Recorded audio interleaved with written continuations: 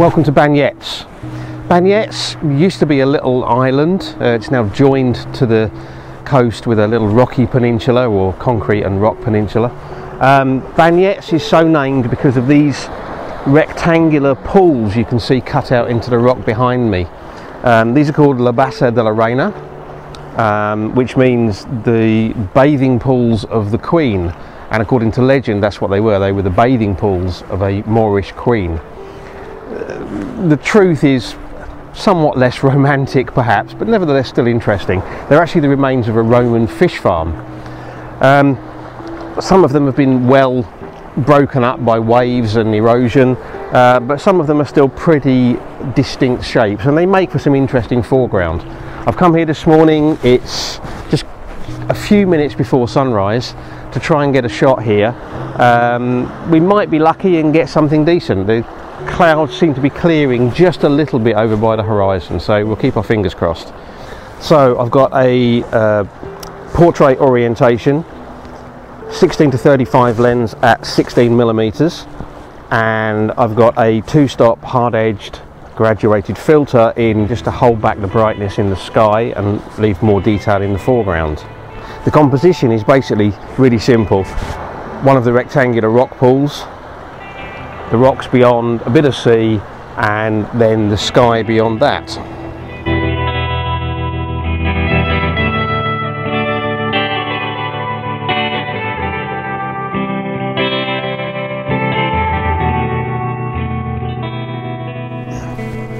Okay, so we never really got much of a sunrise, not much colour in the sky.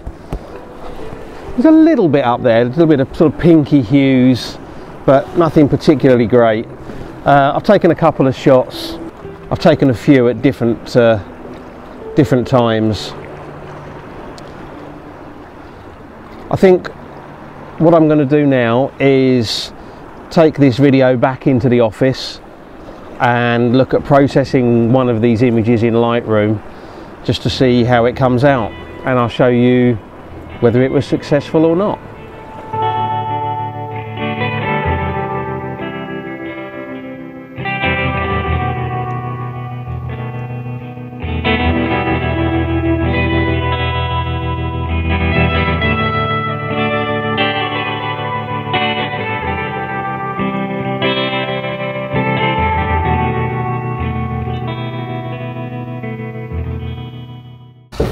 Okay, so we're back in the computer. I've been through the shots that I took this morning. There was only 8 shots taken over a period of about 25 minutes, I think, 20 to 25 minutes. One of the shots that I took was actually a landscape format shot that I did as a test shot when I first arrived. I didn't think it was going to work, but now I've got it back on the computer, it actually doesn't look bad. So that might be another image. But I'm going to stick with the portrait format shot that I took a little bit later on. And this is it in Lightroom now. So let's have a look and see what we need to do to it. So let's start off by having a quick look. It was shot at 7:54. So that was about 8 minutes after the official sunrise, although we didn't see any sun through that cloud. It was shot at ISO 64, f16 for 5 seconds. I shot at f16 to just slow down any ripples in the water here, although it's pretty still, but I wanted it completely flat. 16mm, and if I go into the develop module, just taking a look at the histogram, it's quite a dark image, but there's not any clipped shadows here. The histogram isn't butting right up against the left hand side, and there's no blown highlights either, so there's plenty of scope here to recover detail in the shadows, and with no blown highlights, that's going to be pretty easy to do as well. The image is pretty dark. All I've done so far, you can see here, is I've done my import and then removed chromatic aberration and my lens profile corrections, which just takes out any vignette and any kind of distortion caused by the lens. The image is already straight, so I don't need to do anything about that. So this was shot on a very, very cloudy morning, and my camera was set to direct sunlight, so the white balance is really all wrong. Now, I don't always correct white balance by using the white balance, but I think I'll try it for this one because I think it might work. So let's try going to cloudy. I'm actually going to try shade. No, cloudy, I think. We'll try cloudy.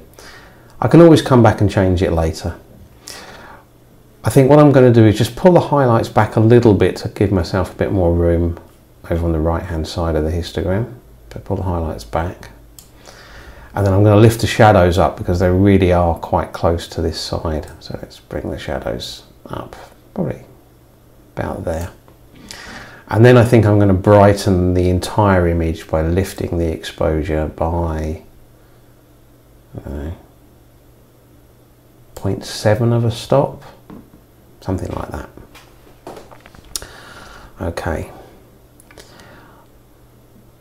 I'm going to check my white and black points, so I'm going to hold down the Alt key, pull the white point across until it shows clipping, and then pull it back. And then I'm going to do the same with the black. Shows clipping and then put it back. Okay. I'm going to pop in some vibrance.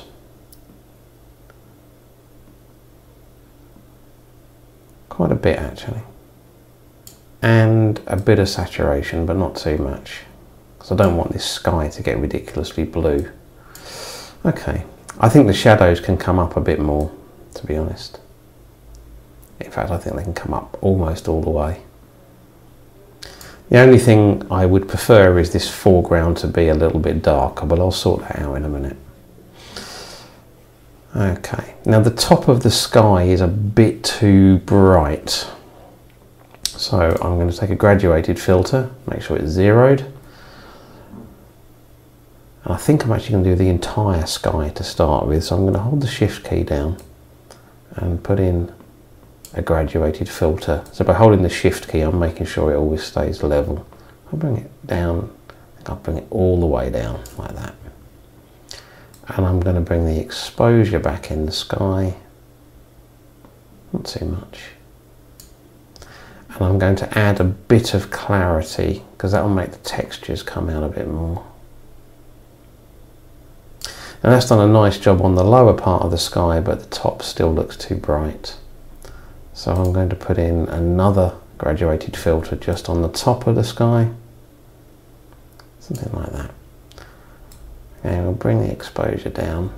And I think on this one I'll bring the highlights down.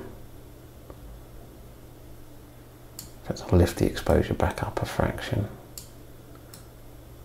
Kind of like that. And a little tiny bit of clarity in there. Yeah, okay. Okay, now let's do something with the foreground. So a new graduated filter. I'm going to hold the Shift key down and I'm going to bring that up, again all the way up to the horizon. And in there I'm going to lift the shadows even more, and I'm going to add some saturation.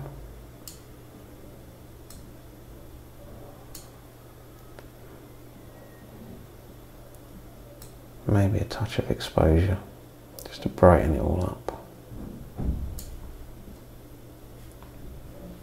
Okay, the only thing that I'm not convinced about on the foreground is this immediate foreground here, which just looks too bright now. The image doesn't feel like it's closed in enough, so I'm going to put in a new filter, and this time I'm going to put it in at a bit of an angle. So I'm not going to hold the Shift key down, put it in something kind of like that. And I'm just going to darken that foreground down. Actually quite a bit.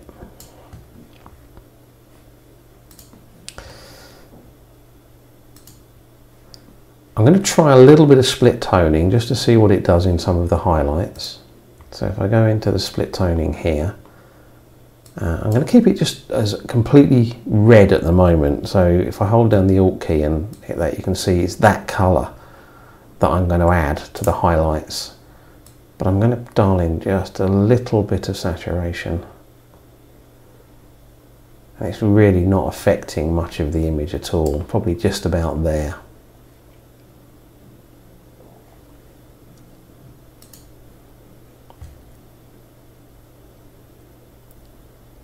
Okay. I think the image could maybe stand a touch more saturation, not too much, about there. And then I think what I want to do is close the image in. I really want the attention to be drawn to this middle section as much as possible. So I'm going to do that simply with a post-crop vignette, and I'm going to pull that in quite a long way. I don't normally only go about 11 or 12, not, well, between 9 and 12, but this I'm going to put in quite a lot more, but I'm going to feather it a bit. Just makes for a bit more dramatic view, just putting it in like that.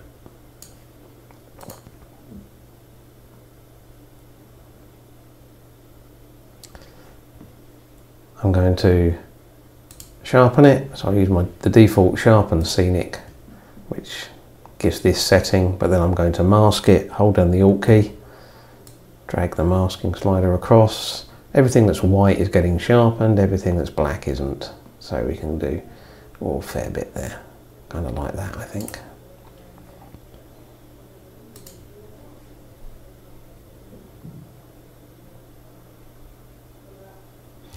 I'm just wondering if we need all of that sky up there, if the image would be better balanced with a slightly squarer crop.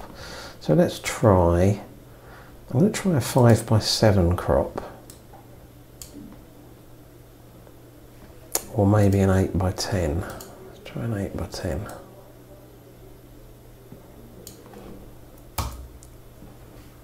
Yeah, I think the 8:10 looks better. It takes out that brighter part at the top of the sky. Now, because I did the crop, this post crop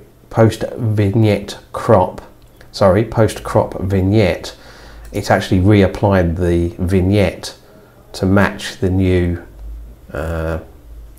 crop, and I think that's better. Okay, as always, what I like to do is leave the image to sit now for a while, and then see if there's any other changes that I want to make to it. But honestly, I don't think I will on this one. I think it will probably stay as it is. It's not the greatest image in the world. The conditions weren't great. The light on the scene wasn't wonderful, but it's not bad. So I'm going to put the image up, the finished image up now.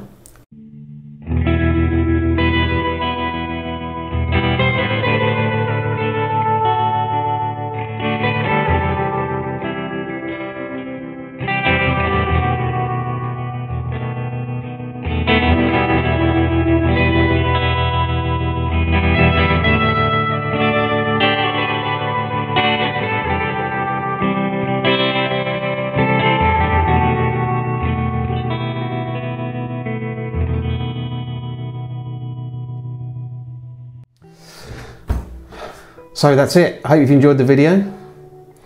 If you have and you'd like to see more, then don't forget to subscribe to the channel. And if you've already subscribed, thank you very much. Likes, shares and comments are all very much appreciated. And as always, thank you very much for watching, and until the next one, bye.